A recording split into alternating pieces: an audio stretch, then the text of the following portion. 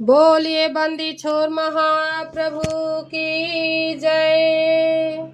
सदगुरु नित्य अनादि है, स्वयं सुध गुरु आय।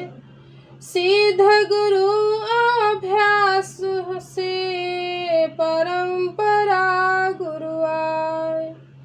नित्य अनादि सदगुरु वह है जो चारों युगों में अपनी तथा प्रभु इच्छा अनुकूल संसार में स्वच्छंद प्रकट होकर जगजीवों का ब्रह्म विद्या का उपदेश कर मुक्ति प्रदान करते हैं। दूसरा स्वयं सिद्ध गुरु वह है जो मुक्ति धाम से ईश्वरीय आदेश लेकर संसार में प्रकट होते हैं और ब्रह्म विद्या का सदुपदेश देकर जग जीवों को मुक्त करते हैं। तीसरा अभ्यास सिद्ध गुरु वह है जो नित्य अनादि सदगुरु की छाया में है।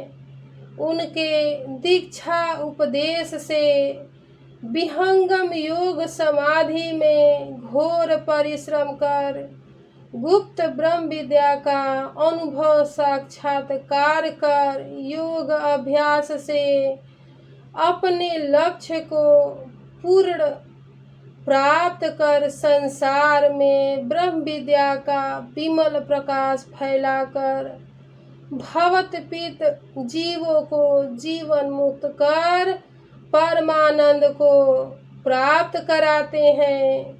नित्य अनादि सदगुरु की छत्र छाया में अपने साधन अभ्यास के प्रबल पुरुषार्थ द्वारा जो सदगुरु होते हैं उन्हें अभ्यास सिद्ध गुरु कहते हैं।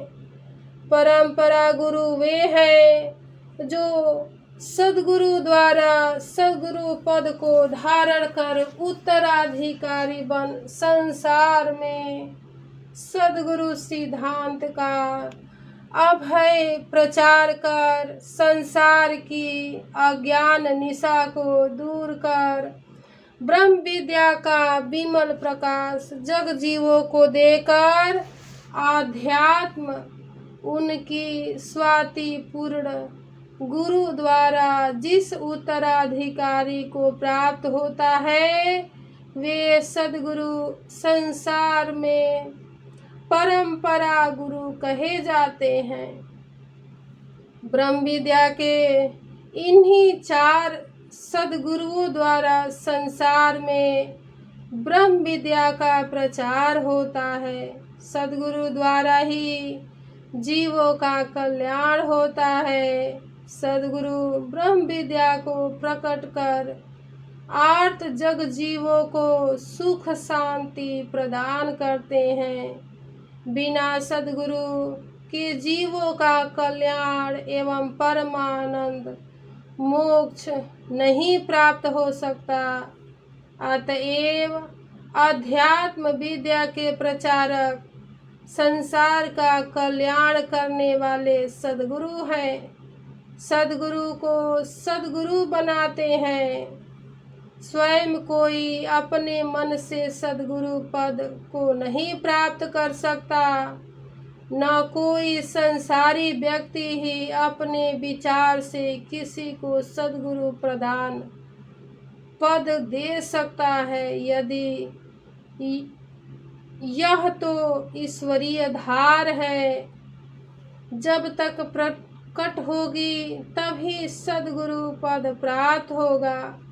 संसार में सदगुरु पद सर्वश्रेष्ठ और सर्व पूज्य हैं। जिज्ञासु चार प्रकार के गुरु शरणागत जान, उत्तम मध्यम नीच है अधम कोटि के मान। प्रभु ब्रह्म विद्या के जिज्ञासु उत्तम मध्यम कनिष्ठ अधम इन 4 प्रकार के भेद से सद्गुरु शरणागत होते हैं।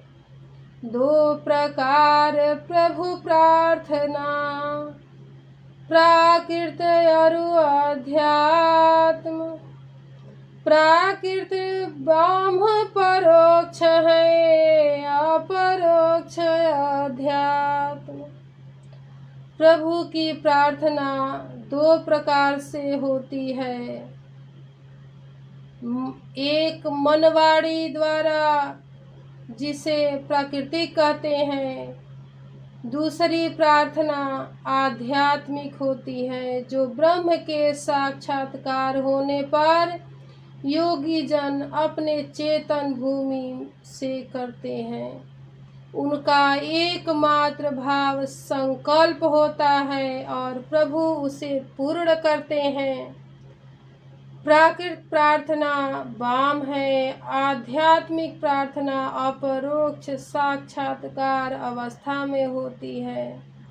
संसारी जनों के लिए प्राकृत प्रार्थना आवश्यक है।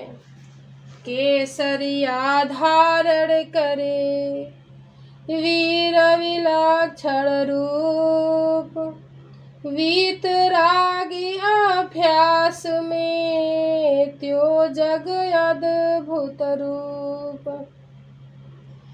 जिस प्रकार वीर केसरिया वस्त्र पहनकर जीव की बाजी लगा संग्राम में जाता है, उसी प्रकार वीतरागी पुरुष संसार की मान मोह इच्छा का सर्वस्व त्याग कर योगाभ्यास रूपी संग्राम को जीतने के लिए अद्भुत स्वरूप को धारण कर अध्यात्म पथ में आगे बढ़ता है।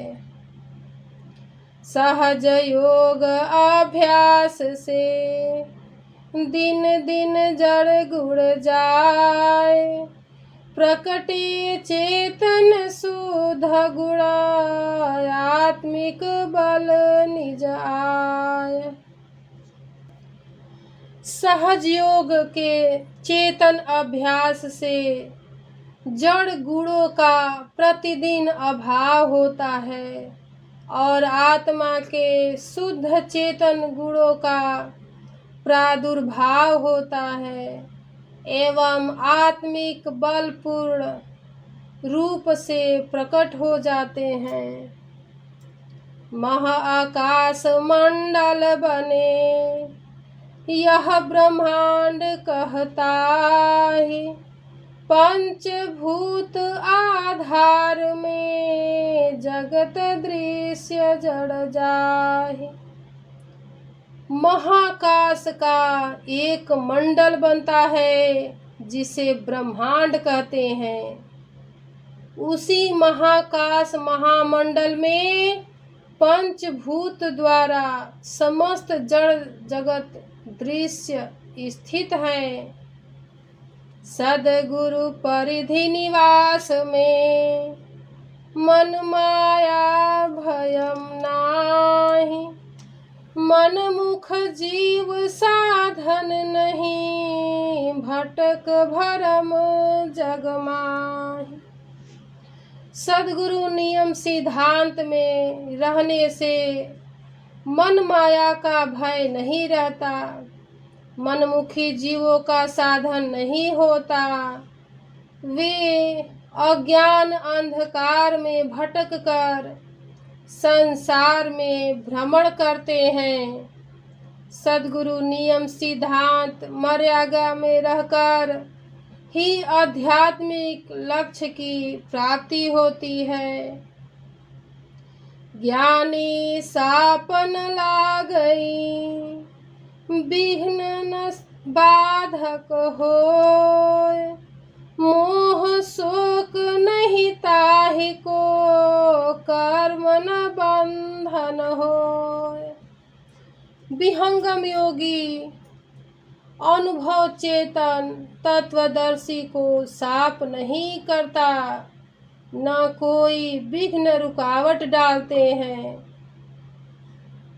न उसे संसार की किसी वस्तु के प्रति मोह और शोक होता है। उसे इंद्रिय जगत के कर्म बंधन में नहीं डाल सकते।